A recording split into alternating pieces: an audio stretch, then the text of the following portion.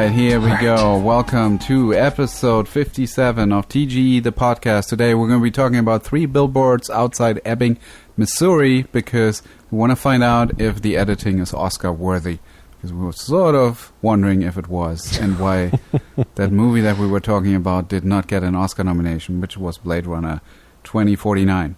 Same year. Anyway, I'm with myself, and with me as well is Tyler. Tyler, how are you? Good, Sven. Yes, a couple clarifications are, one, this came up a few episodes ago. We were talking about Blade Runner and the other movies that had been nominated that year for editing, and we realized we'd never done this one and thought it would be cool to do something with a little dialogue and comedy since we hadn't done anything that wasn't like pure action for a while with like no one speaking, but all the same, this is a good change of pace. And also, we want to thank everyone for listening to the show, everyone that has subscribed. And in honor of those that have subscribed, I'm not going to ask everyone to subscribe again because I know that many of you have. So it's appreciation week for that. Also, this is rare because it's 10:25 p.m. the night that the episode comes out. So we are right there. We are just doing this just right down to the gun, as live as possible. And we were hoping some big fancy editing news would have happened today, but it really didn't. But we got some cool questions and comments from people that Sven is going to unload on us.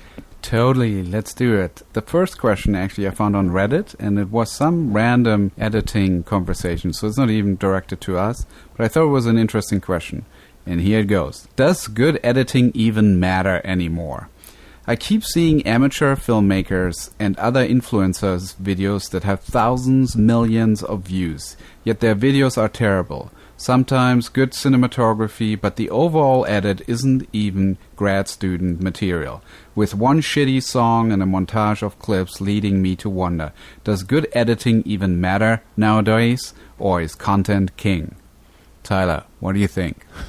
Whoa. I appreciate the attitude. I understand the dismay that one can feel kind of in this environment of content, but I guess we would have to specifically look at those things because I have learned enough times that usually if something is being successful, there's a reason for it, and it's kind of good to take it apart and understand what cylinders it is hitting on, because you can usually learn something even from stuff that you hate or films you would never watch or that aren't necessarily for your demographic. There's something that might work about them, and they do appeal to some people. And I think, there's a lot of types of stuff that's examples to that things I don't necessarily feel very into that are very widely accepted. So yeah, that's my thoughts, Ben. Nice. Well, my thought is I think content is always king, and sometimes content is shitty because it's not edited very well, but I think editing can really help bring out the best in content. But ultimately it comes down to storytelling.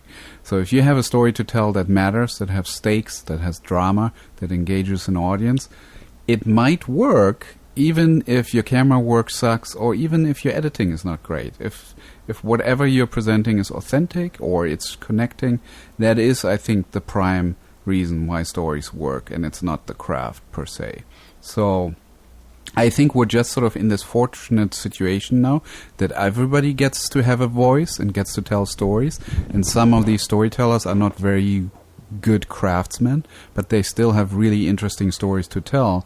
And if people are watching it, if millions or thousands are watching it, I think that means something. I think that's a meaningful story in one way or another. So that would be my answer. But I do think that good editing is always helpful to bring out the best in a story. But that story still has to be good, no matter what. There you go. Absolutely. So the next question comes from Nazim, and he asked us directly, "Hi, I'd like to ask if you watch non-English movies at all and notice any significant differences between editing styles. I just watched Every Frame a Painting video on the Korean movie Memories of Murder, one of my favorite films, and it made me think about how filmmakers around the world would no doubt edit movies in a completely different rhythm. Korean director Joon-ho Bong, I hope I pronounce this correctly, has, I feel, a very distinct way of making movies. Memories of Murder, Mother, The Host. Thank you." Tyler, do we watch foreign movies, and do we notice any difference in the editing? Yes, so he also did Snowpiercer, and he also just won the Palme d'Or at the Cannes Film Festival for his latest film, and also his film, I think Memories for Murder, the serial killer was based on actually just got caught or found out that he was already caught. He was in jail and they found out who he was. Whatever, that's a non sequitur, but that's a tough question because we are talking about visual grammar, which I do think is a little more universal than some other things, but there are also, it is very interesting to study and look at the way that different cultures process stuff, and especially how long it took almost 70 years from the invention of the movie camera to have sophisticated advanced editing in the mainstream as a form. But I don't know, it's weird. The thing that, I guess one, yes, we do probably need a little more variety and diversity on the movies that we look at and the directors that we look at on this show, and that's something we talk about a lot. So please send us recommendations because we can't do it on our own.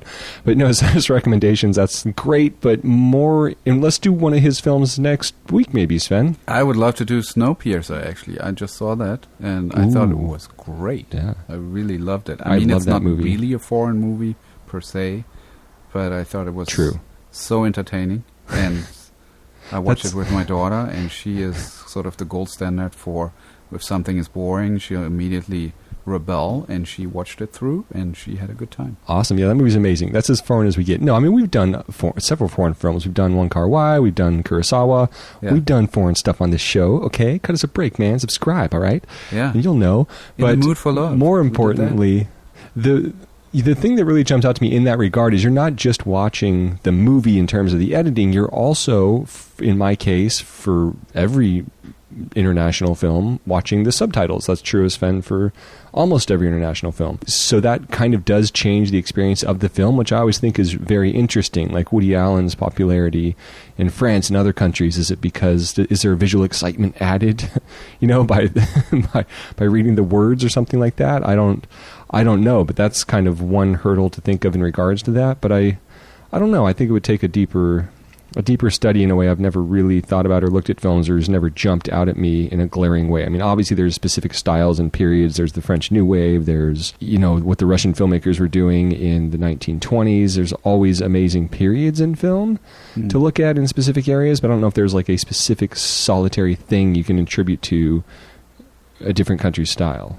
Yeah, it's maybe there's so many different filmmakers. Yeah. What period? That's how my old thought. That movie is. Cool. I think we should do more foreign movies. I would love to do that. I think there's so many things we can get to. I don't know if there is a difference per se. I do think, maybe there is a difference. I mean, I do feel sometimes there's a different pacing when it comes to specifically European films. I feel like they take their time more. And I'm very impatient when it comes to pacing, when I feel like it's off. And sometimes that doesn't work, but many times it does work. Sometimes it's really nice. Sometimes I get really annoyed by American movies because they're so paced, so perfectly paced, and the structure is so predictable that it doesn't get me excited anymore. So it's really about finding those films that can just get to you. And they can be anything. Like Snowpiercer completely got to me, and I thought that's not like a really heavy film or anything. It's total entertainment, but it by far I feel like it's superior to any Marvel movie or many Marvel movies that are out there. Of course, I mean all his movies are, but also it's interesting. You're talking about the style kind of goes beyond just the editing. The editing is kind of the recipient of an overall sensibility that's being captured on the set, so it's almost kind of becoming a thing of like, well, what if you had, some filmmakers do like working with European directors for a specific reason. Yeah. What is that reason? What's the opposition to what they're doing that they need that editor for? So that's kind of something to think about too, is it's not, the editor can only work with what they're given, but yeah, I guess you could bring like Michael Bay's sensibility to a Woody Allen movie, and that would be kind of interesting. Yep. Just from the editing perspective. I have one more quick one. Todd asks, how do I get good at this?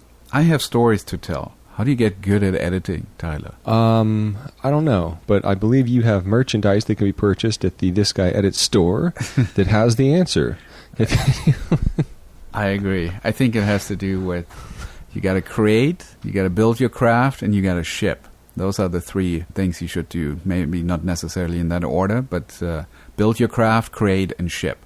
So it's really important that you work on it, that you do a lot of work, and that you go all the way with it. So you try and find an audience, and making that connection is where you really start to learn the things. I mean, you learn by building the craft, but storytelling, you only really learn by getting an audience response, whether it's negative or positive, whether people care or not care. So that's the advice. Just do it.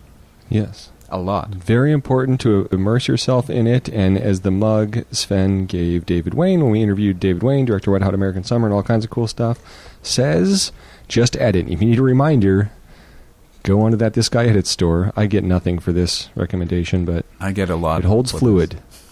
It holds fluid.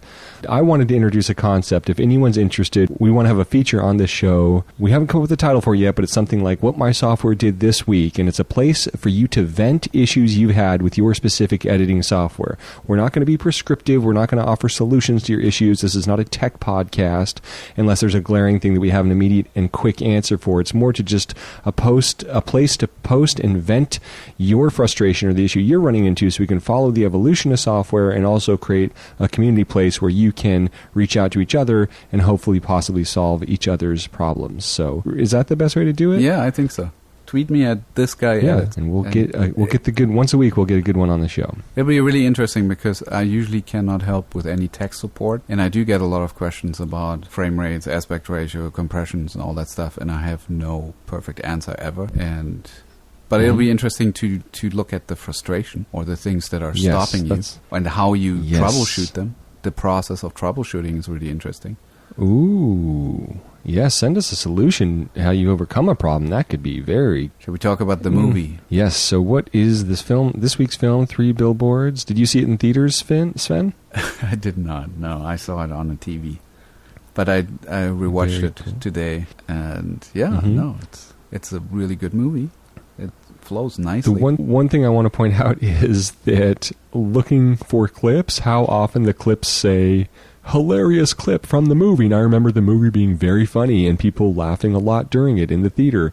But rewatching the clips and looking at it, I mean, they are not funny. I mean, they are funny, but there are just some dark, serious stuff going on. And it's amazing that it just builds in the way it does and kind of proves that thing Roger Nygaard was talking about when we interviewed him of just how when you have that seriousness, it just creates a need for a space for the comedy. And this scene, I think, fits that bill pretty well. Yeah. What I also liked about the movie is sort of the layers of a bad guy. Like, there are a couple of bad guys in this movie that are not really bad guys. And you really... It's you want to hate them, but there are so many things that you just like him for, and you're like more frustrated with the situation that they're in as opposed to the characters being just one level bad, and you know how you're supposed to feel. That's a great point, and that was totally the theme of the film, and it fits so well into that Western style of genre of morality, and then, you know, a lot of what Once Upon a Time in Hollywood was playing with as well. So it's a really cool film in that regard, and character transformations, I mean, it's pretty amazing. Yes. To set up the film, 3 Billboards Outside Ebbing, Missouri is a 2017 drama film written, directed, and produced by Martin McDonough, and starring Frances McDormand as a woman who rents 3 billboards to call attention to her daughter's unsolved rape and murder. Woody Harrelson, Sam Rockwell, Abby Cornish, John Hawkes, and Peter Dinklage appear in supporting roles. It was released in the United States in 2017 and in the UK in early 2018 by Fox Searchlight Pictures and grossed $159 million worldwide. The film received widespread acclaim, particularly for McDormand and Rockwell's performances and McDonough's screenplay. Dormand and Rockwell each won an Academy Award. There were a total of 7 nominations, including Best Editing for John Gregory, who also cut 4 Weddings and a Funeral, and Another Year, which is a great movie by Mike Leigh. I love that movie. That's one of those movies that I watch over and over again.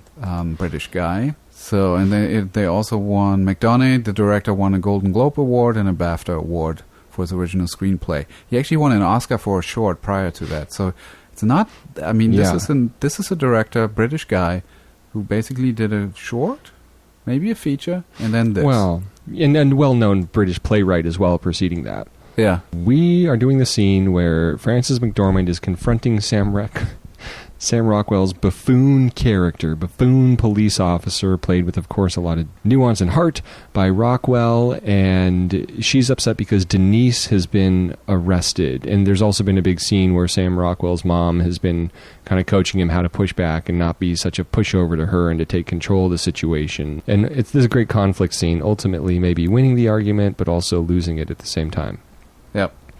And it's a triangle. It's about her and Sam Rockwell, but then there's this other guy. We're probably not going to get to talk a lot during it because the dialogue's so fast and happening, but what are we doing, Sven?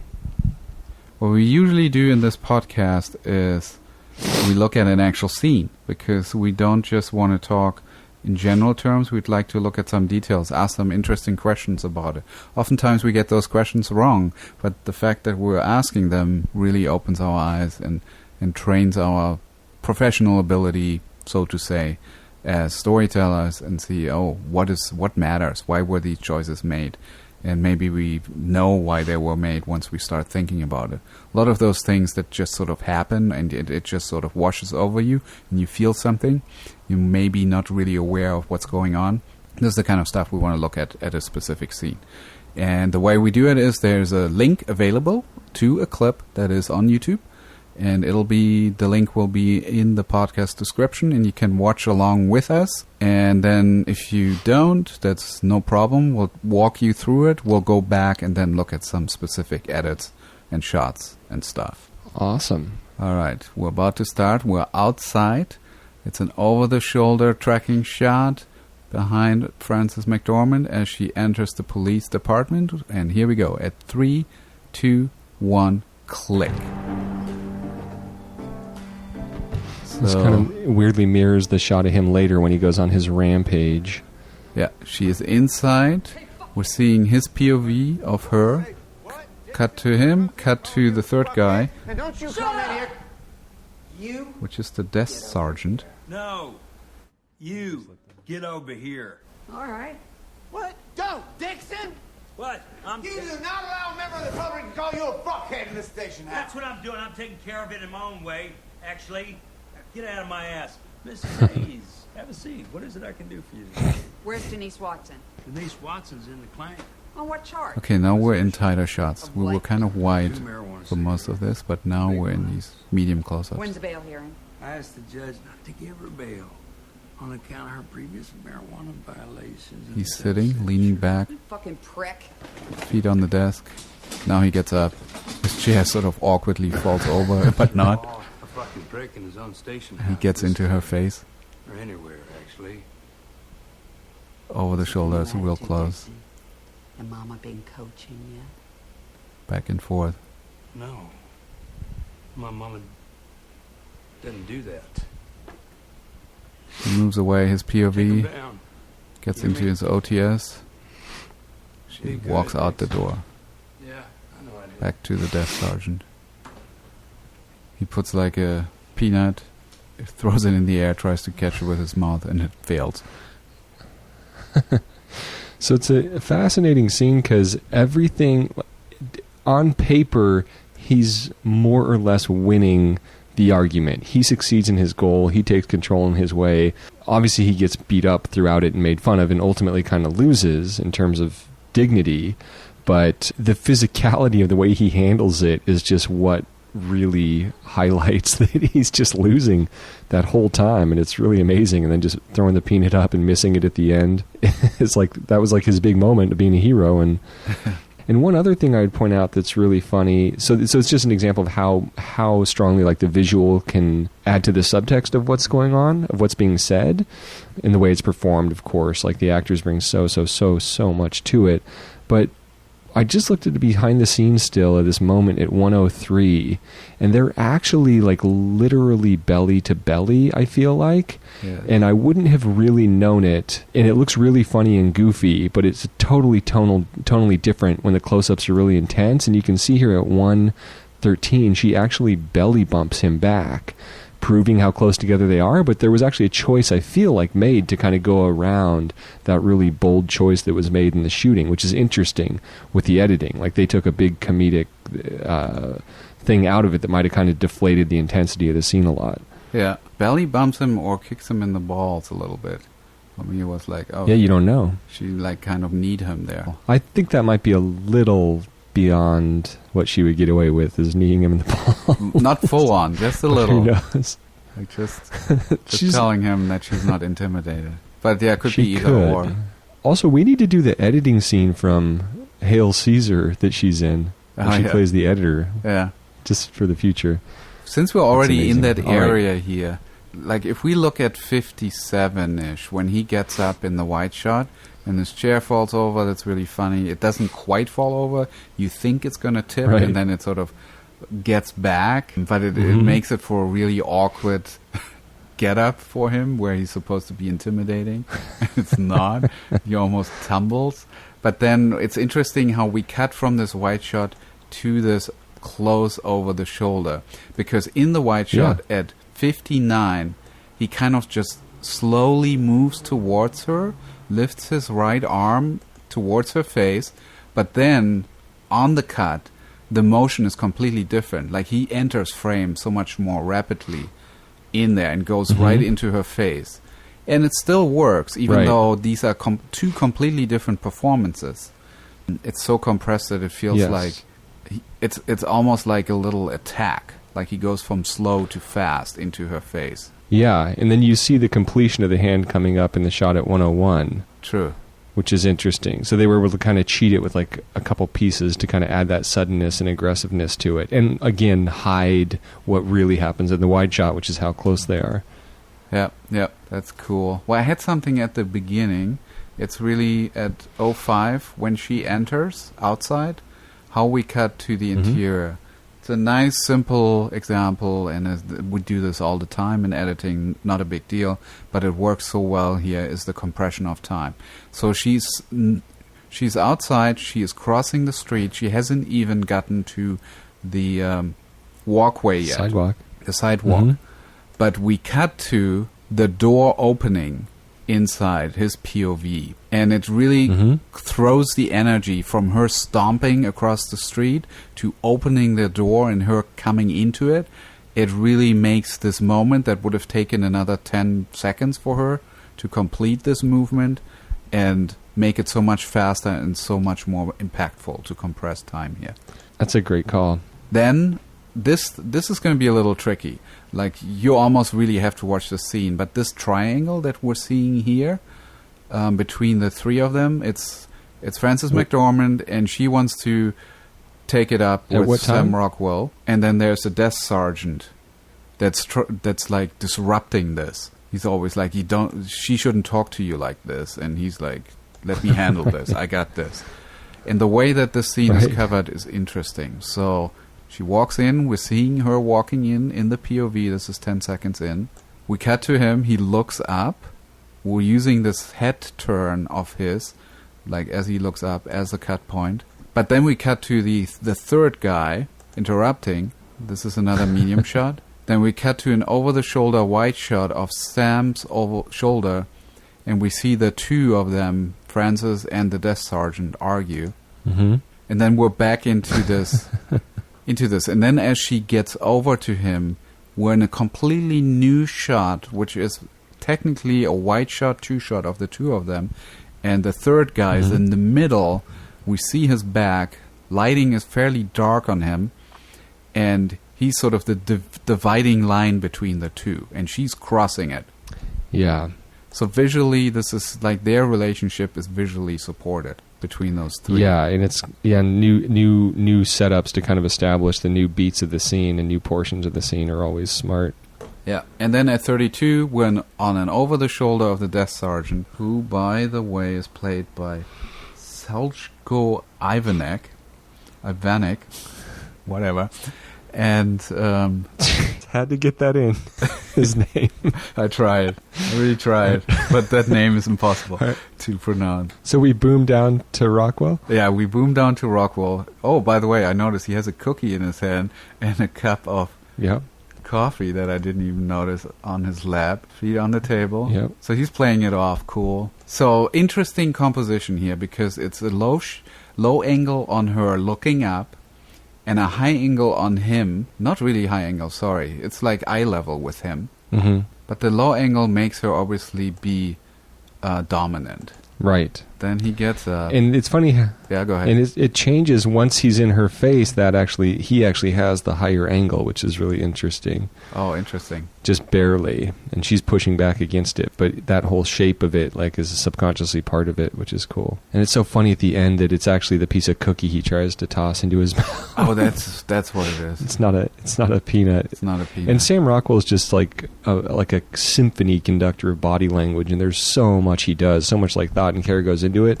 And if it was almost anyone else, I would think that chair moment is kind of an accident, but it's so symbolically perfect for his approach to this scene, and almost like it's his entire character's arc. It's like it starts to flop over, but like barely survives and makes it upright and gets out of it okay. That's just kind of him in this scene. It just happens so perfectly. Yeah, his performance is really interesting. I think deservedly so he got an Oscar for this, because he's kind of making a fool out of himself when the obvious choice would have been to just play this as a total hard ass.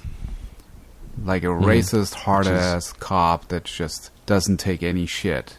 But he the way he plays it is like he pretends to be a hard ass, but he's really a good guy in a way.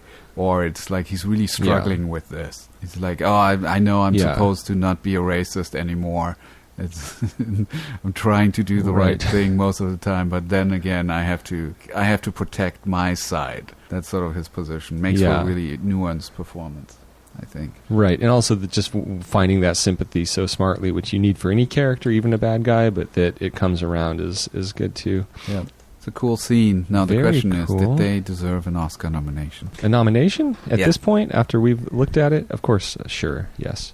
Yes, That's agree. what we weren't sure of. Yeah. Yes, there's probably 5 other movies that year that did also. Yeah. That weren't nominated, but and this I one almost deserves it because, like you said, yeah, they just were able to add a lot to it with the editing beyond what's just going on in the writing and blocking and cinematography and performances. There is a component of it that definitively elevates it. So, way to go! Yeah.